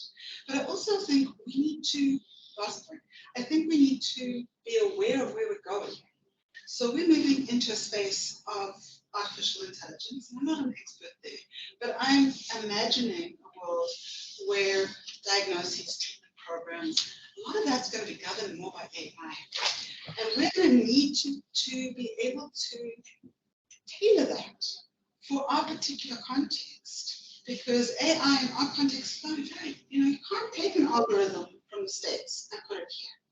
And so I would say in undergraduate education, we need to be enabling our students to unpack wicked problems, deal with social and psychological components, because that's going to be what is going to set them out as different from the AI space. Sorry. Well, thanks, Sarah, for that. I think just as you're talking, also being a product of the UCT curriculum, I think something that struck me in intention, just to tie what you're saying, is being able to see a patient who is a victim of gender-based violence, not just the injuries that come through, but being able to think beyond the casualty ward and the walls that you currently are operating in. And I think that for me would be the value as well of what Jim has touched on and what we're discussing, being able to understand the history of the people in whichever area you're in, being able to understand the context of violence in that specific area, and be able to tie all of that together with, as you're saying, issues around AI, etc. So thanks for that. Yeah. I was going to say, I think that's a very important point you're making, and I think we need to find a way where we don't see ourselves as beggars in a transaction being made, where our own training that we had, the diseases that we have, the populations that we have, we see them as a huge resource for answering not just our questions, but also those of the world. Quite often now what happens is that we are seen as beggars. And there are, of course, rock star researchers that get money and whatever it is answering someone else's question, and we venerate them even for doing so. And I think we need to find a framework where we say no to certain studies, not because they are not important, but because they're not important primarily for us. And doing them, so I've said to someone before, doing study X may seem like someone is funding it, but it's not free for you if you are doing this at the expense of these that you should be doing. The whole colonial enterprise is based on serving the other at your own expense. The ships that Jim is talking about, we're doing exactly that. And they do it differently even now. There are projects where you know that even if they look philanthropic and great, the aim was never to do that, is to extract the data that comes. You'll probably see a number of projects where the so-called M&E component is more valued than the actual practical work because it extracts and mines the data that then is used differently. And we need to find a place and a space where we are happy to be poor for longer, because that's an investment that does not long-term impoverishes us, that the kind of enterprise that we follow with easy access resources now that is done at our expense, and in particular that diverts the very meager resources that we have, our few researchers that sit here, into a wild goose chase that is colonial in definition, because it serves the very same principle as was serving those ships. That's basically my take. Thanks, President, for that. I mean, in the current context, big data is the new gold. That's the reference. And we know that the relationships that we have currently and the collaborations that we are partners in are really not reflective of what is going on in our communities. So I'm not saying that we should not entice others to join us, but rather we need to renegotiate these partnerships. And also, we at some level, we need to be prescriptive. So for instance, when I was in Australia, this was in 2014, they had a booklet for all researchers that would speak to how one respects the communities, how to source consent, because once you have obtained consent at community level, one assumes that you don't have to observe the interests of the individual. And, because research is framed around work, stipend is work for some people, it's very difficult to communicate a positive message. And I remember that I was still in Amtata, working as a technologist, and this one clinician was adamant that we could not screen properly if we didn't know how to take the pap smear. So he wanted to teach us how to take pap smear. So we went to the gynae department, and the women were waiting to have pap smears. But what amazed me was what they were being told as motivation for having a pap smear. They were told that the nurses wanted to see if the contraceptive agreed with them. I was horrified because that is not the intention. So we know that even when we employ local people as researchers, they still communicate what we want them to communicate, which means that we're still not being true to ourselves because we have translated research into rands and cents because we are in communities where most people are unemployed. So we need to then rethink our partnerships, not necessarily that we don't want people to do research, but at least it must be research that is fit for purpose. And as I said earlier on, this apartness must be recognized. Whatever, whether it's drugs or approaches, they must be specific, for Black people, and then there must be some for the other people. It should not be that the focus is on others, and then when they are done, with that regime, then it comes to us. There must be a parallel process where we're looking at all the communities. And in fact, this is the project that I'm introducing my first year students to. I'm to map their own community so that they understand who they are. And when we have a discussion, we're not only talking about Kylie Chanyana, we talk about, the suburbs and everybody else. So that is how we are then going to achieve this equity that we speak of and that which we design. Thank you. Thank you so much. I think the key thing coming out is that context does matter. And it is our responsibility to bring out that in these discussions as well. So Jim, in the last 5 minutes, I know that might not be sufficient for you, but your final thoughts and your impressions of the some of the comments that have come through in relation to your presentation. Over to you.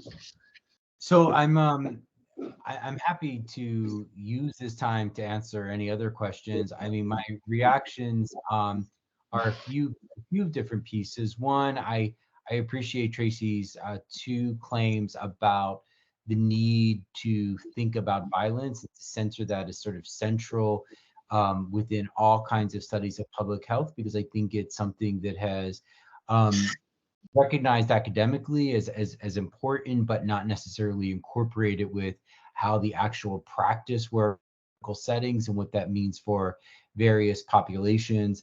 But I also was, thinking too about and this comes from one of the audience questions about the American researcher in South Africa. And Tracy's call for what we can sort of see as transdisciplinary research and why that matters. I think that that's really important. I think that public health and medicine, or public health in particular, has always sort of benefited from that in some way. And then just in terms of the clinician's perspective, I'm trying to get everyone's name, but I hear everything down here quickly. I'm really thinking about, what does transdisciplinary approaches mean when we talk about that in a clinical setting, as a pediatrician, as someone who's thinking about how you interact with patients. And there, I think in the US context, what's been a really important intervention is the rise of narrative medicine and the kinds of stories that we tell in talking about disease and illness, and how we even shape a patient's chart. And I always say this to my students, like, what does it mean to be a literature major and then go into medicine? And those things used to be seen as completely unrelated. And now we realize the kinds of stories that we tell in a clinical experience and a clinical encounter matter, especially to children, especially in various kinds of settings, when you're dealing with the kinds of violence or the sort of environments that Tracy was highlighting in her talk. Then also with Ntsiki's presentation and her very close attention to language, again, about what happened with the paper that got rejected because of how they were referring to brown women, but then also the highlighted ways that she was thinking about how language was being used in those particular ways to talk about public health crisis, I think is important. I found in, and also her point too, it stopped me in my tracks and I didn't realize this, and I apologize for not thinking about this further. But the idea that TB did not originate in Africa is a point that she made that I think needs to be said over and over again. I had the great benefit of doing graduate training work in global health at Harvard. And one of the things that constantly people talked about was MDR-TB. And it was everything about the why TB continues to persist in Africa, and the problems about delivering healthcare to various places, and the failure of compliance. Never did anyone mention that TB did not originate in Africa. And this was a course taught by Paul Farmer. I mean, this is not, we're not talking of, this is, so I think that those kinds of, that's about language. And I think in that particular moment, to not have the history of TB connected to these protocols around TB today, and the problems of TB are really important. So I really appreciate Ntsiki's intervention there, and also her claim that COVID did not originate in Africa too. I mean, again, this is what does that mean in terms of colonialism? And then in my own work in the 19th century, it's often seen as India and Africa are these spaces that are leading to the spread of infectious disease. But in actuality, that's also a myth that we're telling ourselves. And that's why historians and a transdisciplinary approach is important, to really think about the origin of disease, but also the origin of how epidemiology sort of develops. We heard loud and clear. Thank you so much for that. I think that in a very neat way encapsulates some of these discussions that we've been having. You asked about questions from the audience. So far, we haven't had any questions. Just a comment that you've responded to. But I think with the last 5 minutes that we're left with, let me hand over to Professor Thompson, who is the Dean of the faculty, to bring in his conclusion and remarks as well. Thank you. So thank you very much, Itumeleng, for that invitation to make some concluding remarks. It's quite an eclectic kind of conversation that we've had this afternoon that makes bringing everything together in a simple conclusion quite difficult. And so I'm going to just hop through my notes just to try and get a sense of what I'm leaving with this afternoon. But perhaps the primary thing is that about 2 years ago, I decided to foreground using phrases from the indigenous languages of this area. And every now and again, I think it's become passé, and I should really move on to do something else that attracts people's attention. But today I'm reminded again that when we say Kamirodi Khais, referring to this space as the place of the stars, it's not an accidental thing that the people call this place that. Because here in this space, they engaged in this authentic healing of each other and engaging with the herbs and plants that they found on the mountainside. So that I think is an important thing. The importance for me that it's becoming of telling and retelling the stories, because they're not yet part of the general fabric of what we talk about. They're not accepted as part of the canon that Jim was referring to. They're not recognized as an authentic part of the canon of learning from which we will draw. And yet, when Nsiki made the point about how we value the student who enters, it's really a crucial thing that, I mean, I use often in my teaching of teachers, not so much while I'm here, but I used to make the point that how a student arrives from Rondebosch to UCT, and how a student arrives from Tembisa in Gauteng to UCT are two incredible processes in which we've already apportioned different value. We haven't begun to value the social epistemologies inherent in that traveling from Gauteng to get themselves into a UCT residence.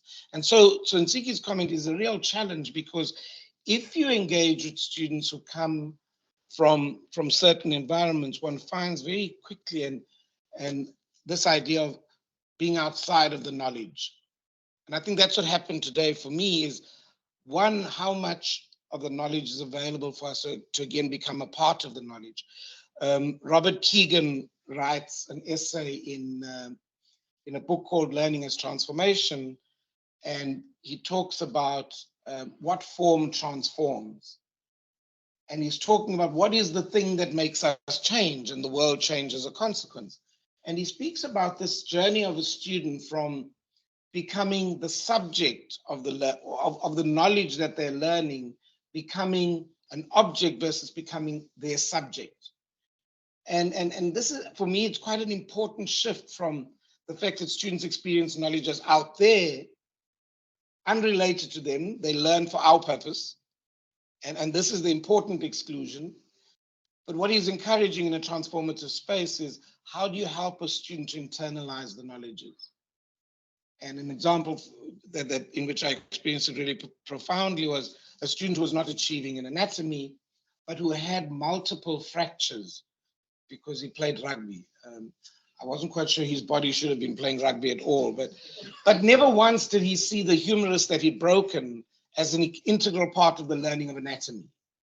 It still stayed outside of him. Anatomy was outside of him. So I think that's a really important thing, because I think what Jim did for me today again is to remind us how much Africa is a part of the story.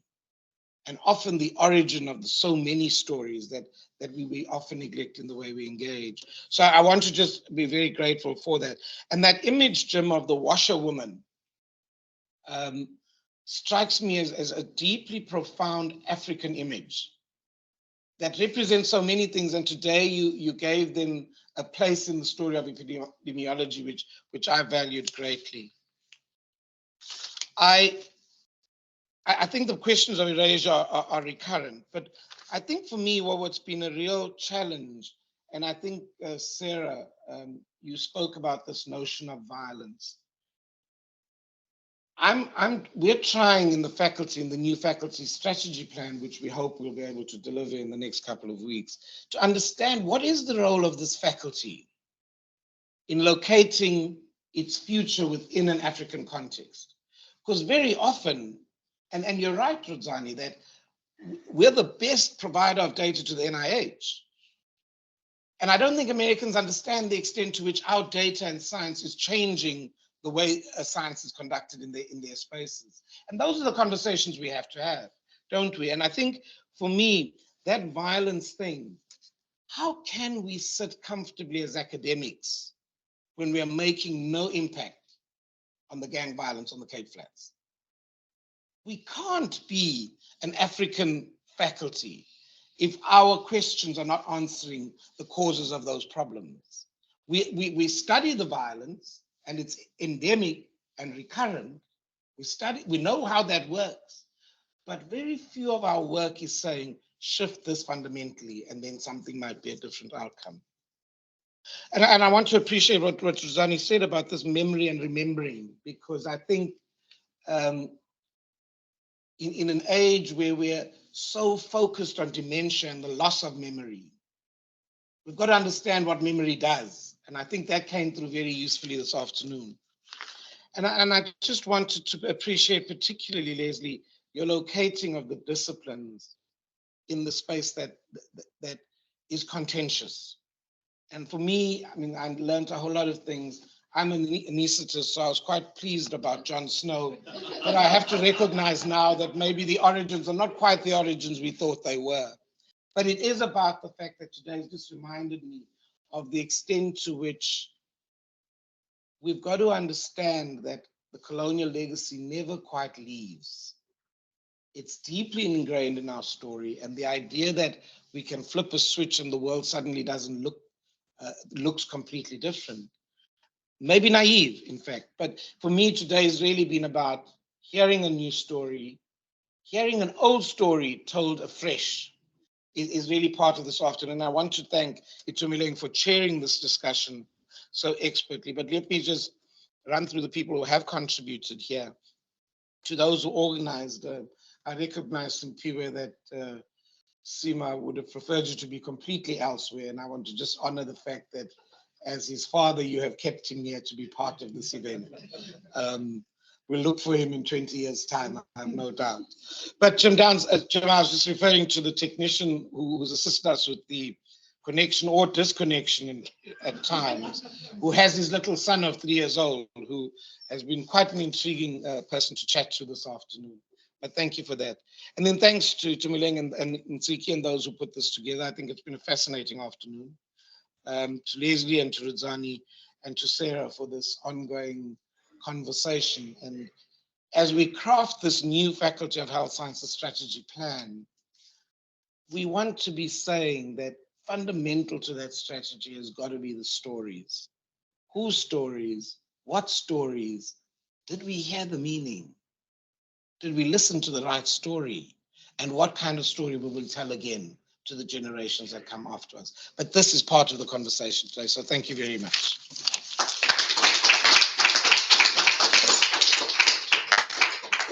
Thank you so much, Prof, and for that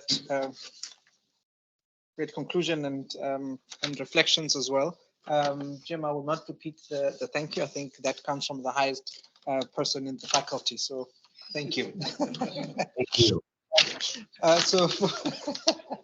So for everybody who is online, unfortunately you'll be unable to join us for dinner, but thank you for having been with us, and we hope that you'll be able to join us in the next sessions. I think Ziki will have many others that will follow, and for everybody here, please come and join us for some eats outside. And I want to just end with this quote that I think many of you might have been familiar with. You know, if we stand, it's because we stand on the shoulders of many ancestors. You know, some versions say we stand on the shoulders of giants. And I think this, you know, discussion today reminds us that those giants come in many forms. They come in the forms of the participants that we see. They come in the many forms of the washerwomen and others that are really unheard in the stories that we come across within the academic space as well. And just like to thank you all for your contributions, and I will look forward to the next discussions as well. Thank you. Thank you.